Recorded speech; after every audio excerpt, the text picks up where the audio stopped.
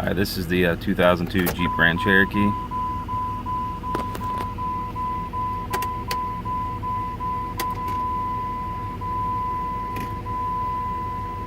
Engine light doesn't come on, security light blinks, stays on.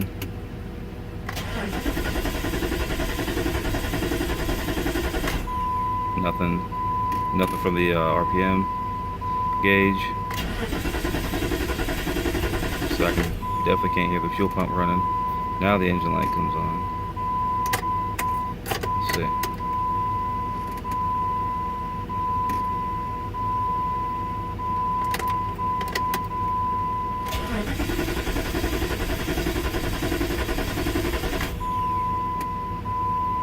Alright, then if you try to do the code thing,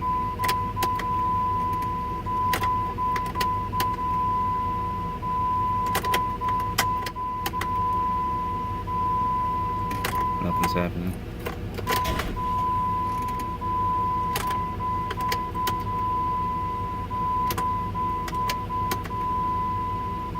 Yes, it's not reading it.